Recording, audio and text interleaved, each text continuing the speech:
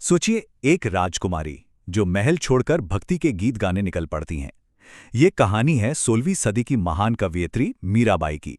और आज भी सदियों बाद उनकी आवाज हमारे दिलों में गूंजती है। तो चलिए समझते हैं कि ऐसा क्यों है। बसो मेरे नैनन में नंदलाल, बस ये एक लाइन और इसमें मीरा की पूरी भक्ति समा जाती है। ये सिर्फ एक प्रार्थना नहीं है, ये एक कह सकते हैं एक तड़प है, एक गहरी इच्छा कि कृष्ण का रूप हमेशा हमेशा उनकी आंखों में, उनके मन में बसा रहे। तो सवाल यही है, आखिर ये कैसी भक्ति थी? ऐसी कौन सी लगन थी जिसने एक राजकुमारी से उसका महल, उसका सब कुछ छुड़वा दिया, सिर्फ एक गीत के लिए? तो सबसे पहले चलिए मीराबाई के इस एक्स्ट्रॉर्डिनरी चॉइस को समझते हैं कि आखिर वो कौन थीं और उन्होंने असल में क्या छोड़ा था। देखिए, मीराबाई के सामने ना दो रास्ते थे। एक तरफ था राजमहल, दौलत, ताकत, और दूसरी तरफ थी तीर्थयात्रा, भजन और अटूट विश्वास। और उन्होंने दूसरा रास्ता चुना। सोचिए, उस जमाने में ये कितना बड़ा, कितना साहसी और शायद थोड़ा विद्रोही फैसला रहा होगा। हाँ, तो मीराबाई एक राजकुमारी थीं, लेकिन उन्होंने समाज के बनाए सारे बंधन तोड़ दिए और एक संत का जीवन अपना लिया। महलों को पीछे छोड़ उन्होंने अपनी पूरी जिंदगी कृष्ण के नाम कर दी। घूम घूम कर तीर्थ किए, भजन गाए और सत्संग में शामिल हुई। अब आते हैं उनके पहले पद पर। ये कविता ना एक खिड़की की तरह है जो हमें सीधे मीराबाई के मन के अंदर झांकने का मौका देती है, जहां वो कृष्ण की एक बेहद पर्सनल, एक बेहद खूबसूरत तस्वीर बना रही हैं। ये पद असल में एक गुजारिश है कि कृष्ण का वो मनमोहक रूप हमेशा उनकी आंखों में बसा रहे। और मीरा अपने शब्दों से देखे कितनी खूबसूरती से धीरे धीरे उस तस्वीर को बनाती हैं। शुरुआत होती है कृष्ण के रूप के वर्णन से। वो कहती हैं, मोहिनी मूर्ति यानी ऐसी मुहूर्त जो मन को मोह ले, और सांवरी सुरती यानी वो सांवले रंग की प्यारी सी छवि जो बस दिल में उतर जाए। यहीं से वो अपनी तस्वीर बनाना शुरू करती हैं। फिर वो कहती हैं, अधर सुधा रस मुरली राजती।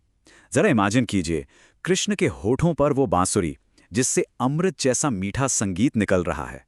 ये सिर्फ एक इंस्ट्रूमेंट नहीं है, ये तो उनके डिवाइन चार्म, उनके प्रेम का सिंबल है।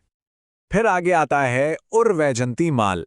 उनके सीने पर वैजंती फूलों की माला है जिसे पवित्रता और जीत का प्रतीक माना जाता है। और ये माला उनकी सुंदरता में चार चांद लगा देती है, उसे और भी डिवाइन बना देती है। और कमाल की बात देखिए, इस तस्वीर में सिर्फ देखने की चीजें नहीं हैं, आवाज भी है। वो कहती हैं, शुद्र घंटिका कटितट शोभित, मतलब उनकी कमर पर छोटी छोटी घंटियां हैं। और नूपुर शब्द रसाल, उनके पायल की मीठी आवाज गूंज रही है। मीरा ने तो जैसे शब्दों से एक जिंदा तस्वीर बना दी है। और आखिर में मीरा बताती हैं कि उनकी नजर में कृष्ण कौन है। वो हैं संतन सुखदाई, मतलब संतों को सुख देने वाले, और भक्त वत्सल गोपाल, यानी अपने भक्तों से एक मां की तरह बेइंतहा प्यार करने वाले। चलिए अब चलते हैं उनके दूसरे पद की तरफ। यहां पर मीरा की जो अंदर की भक्ति है ना, वो बाहर की दुनिया से ऐसे मिल जाती है जैसे जैसे मानो पूरी की पूरी कायनात ही उनके साथ जश्न मना रही हो।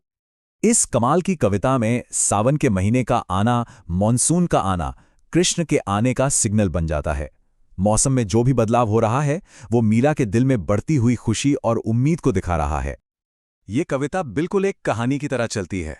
सबसे पहले भनक सुनी हरि आवन की, कृष्ण के आने की एक खबर कानों तक पहुंचती है। फिर मानो आसमान जवाब दे रहा हो, चारों दिशाओं से बादल उमड़ घुमड़ कर आ जाते हैं, बिजली चमकती है, बारिश की बूंदें गिरने लगती हैं, और बस मीरा का दिल खुशी से नाच उठता है और वो मंगल गीत गाने लगती हैं। मीरा ने मॉनसून का इतना जिंदा वर्णन किया है कि आप महसूस कर सकते हैं। वो काले काले मन को अच्छे लगने वाले बादल, वो नन्ही नन्ही बूंदें जो बरस रही हैं, और वो ठंडी प्यारी सी हवा जो चल रही है। सच में ऐसा लगता है कि जैसे पूरी प्रकृति खुद कृष्ण के आने का जश्न मना रही है। तो बस इन सारे इशारों को देखकर मीराबाई का मन एकदम उमंग से भर जाता है और वो अपने प्रभु का स्वागत करने के लिए खुशी के, मंगल के गीत गाने लगती हैं। उनकी अपनी खुशी जैसे पूरी दुनिया की खुशी बन जाती है।